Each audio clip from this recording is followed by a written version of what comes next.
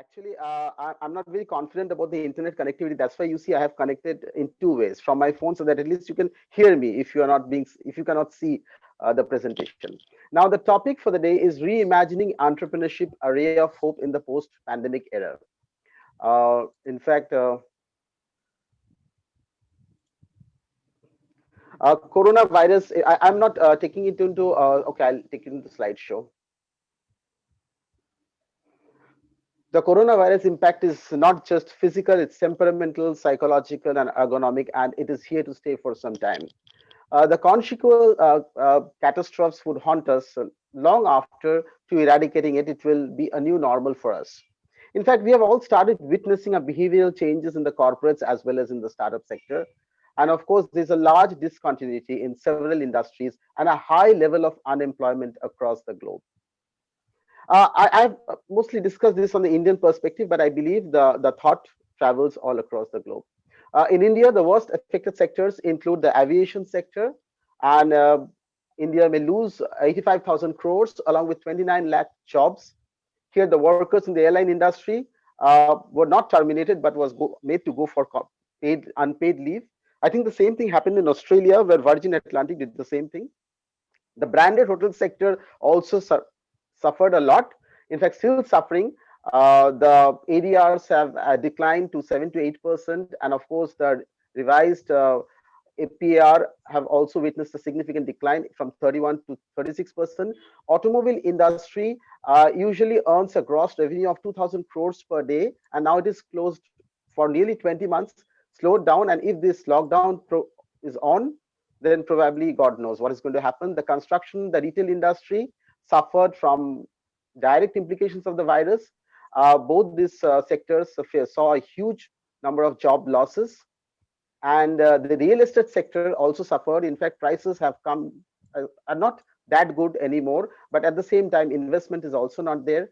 The textile industry, which employs more than 105 million and procures 40 billion, probably this is also a very labor intensive industry and facing a lot of problems.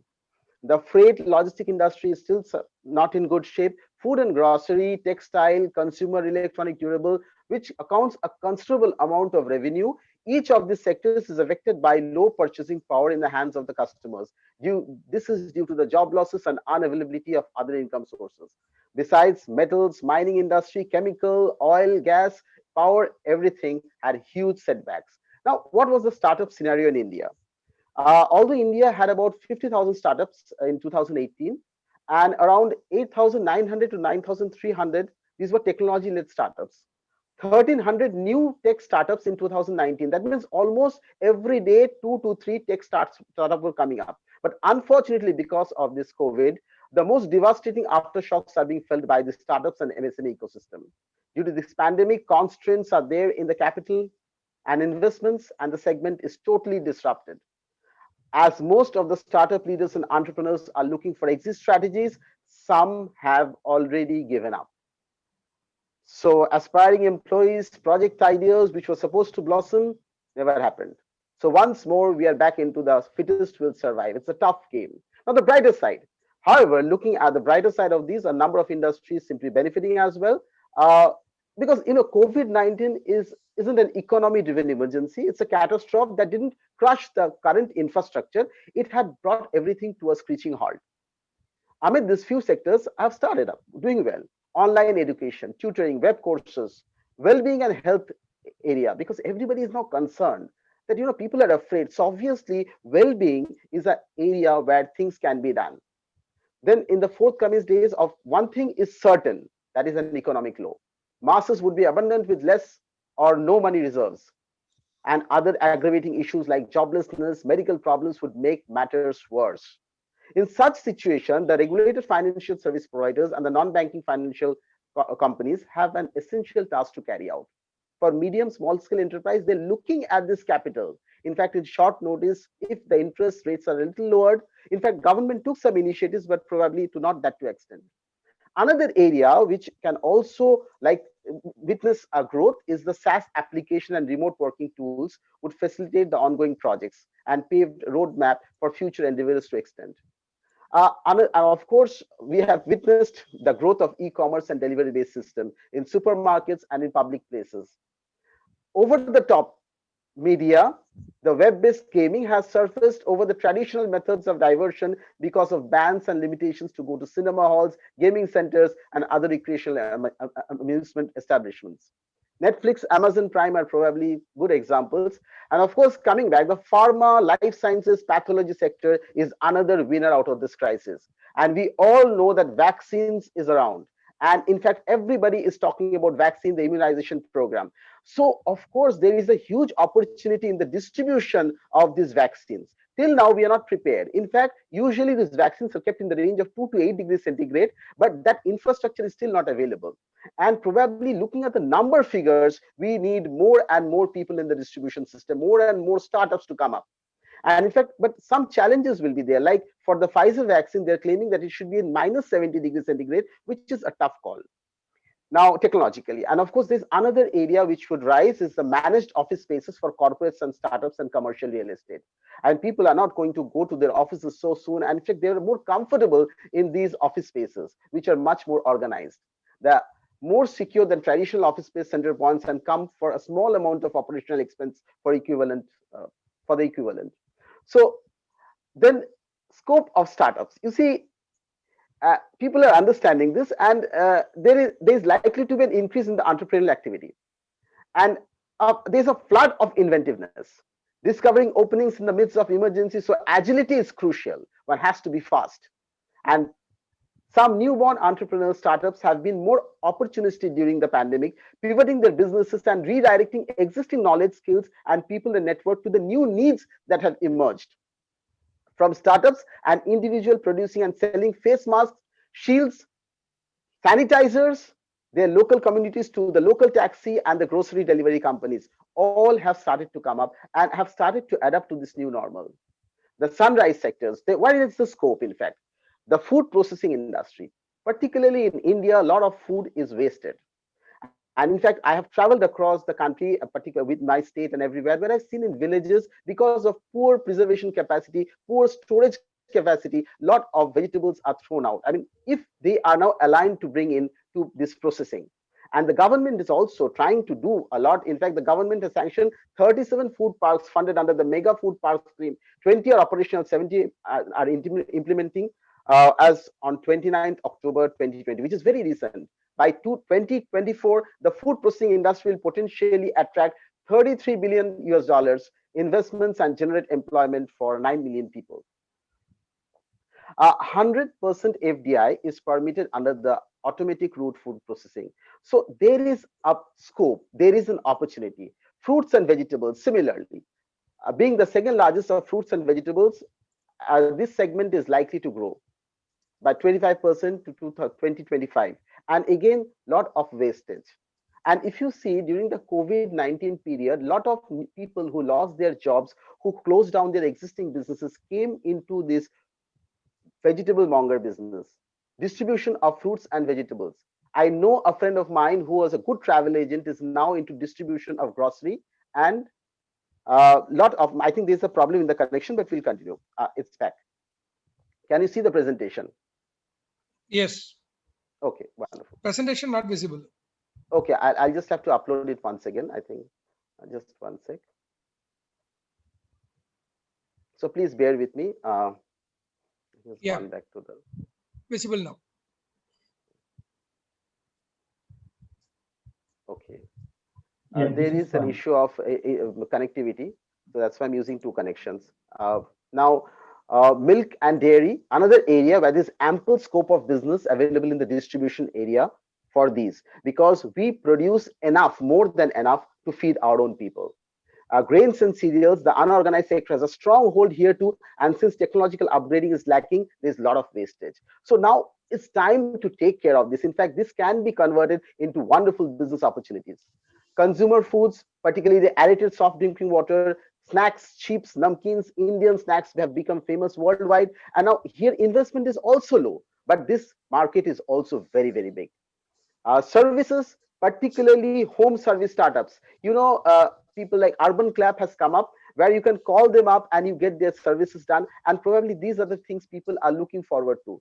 Then a lot of old age homes have also closed down because of this COVID scenario, and people are not finding it safe enough. So trained nursing attendants in home for the sick and the elderly. And this is another scope, particularly here, a lot of training need not be given. At the same time, the startups can come up with low investment. Homemade food service. In fact, this time has given rise to a lot of home chefs.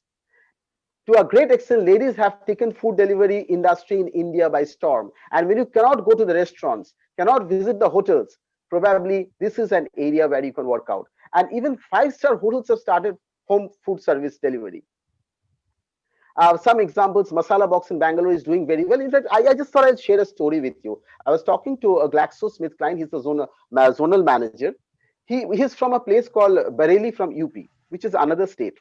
He said, in my home, I find it more expensive to cook rather than bring food from outside. So there is a big place for homemade food. Now, other basic skills like carpentry, plumbing, electrician can also be organized. Yoga tutorials online, and of course, there's a large section of unorganized rural artisans with generational skills, whom I've witnessed all across the country and the state.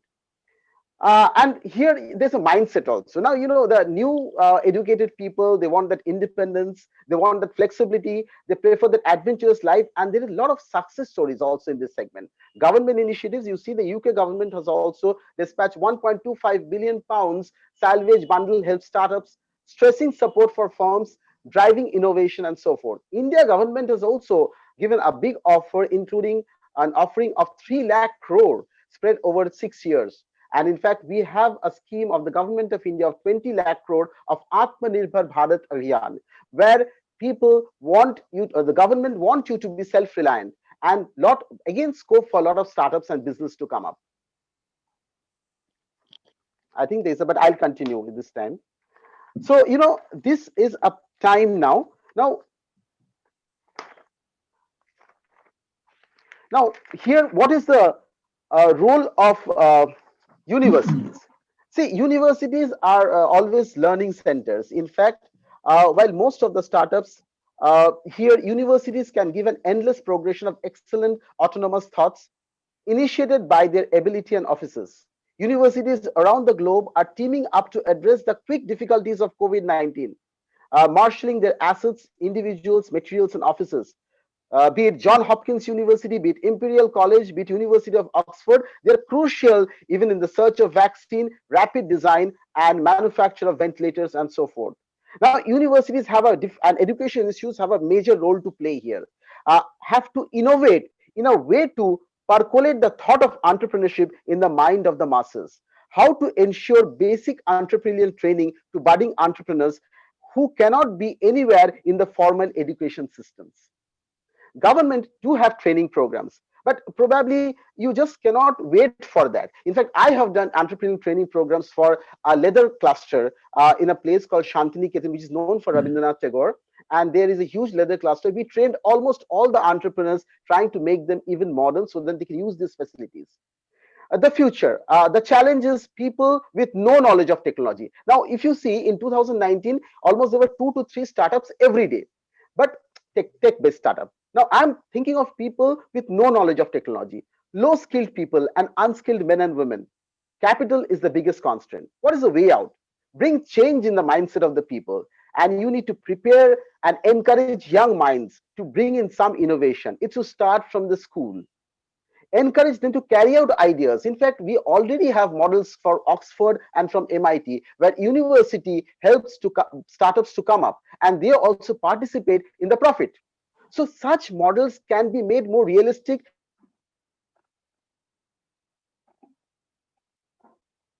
and can be worked out in Indian context. 6 months, maybe 3 to 5 days workshop with basic skills of doing business may be designed and launched in mass scale. We need to create a pool of trainers to train the masses. Now, during one of my research work with the people, once I was meeting around a group of 40 to 50 women entrepreneurs in the northern part of Bengal, very poor.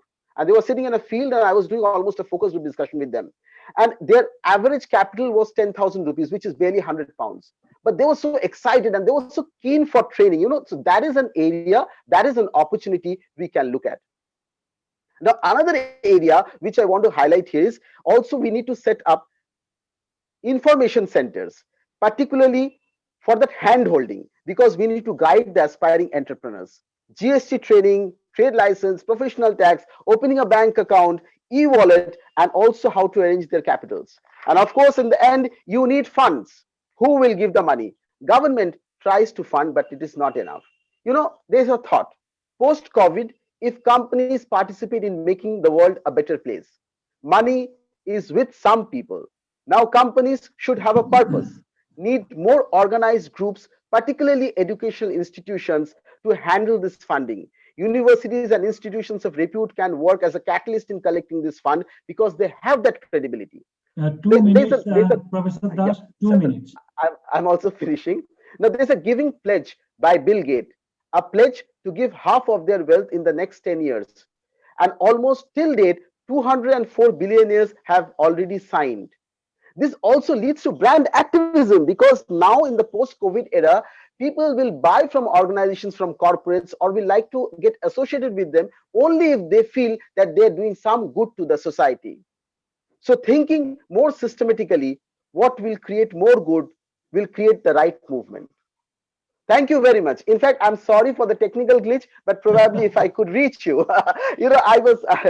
This is a dream which I'm seeing, and with under your guidance, can probably take some shape. That okay, let's take it out, and particularly bring people out from that mindset of just doing a job.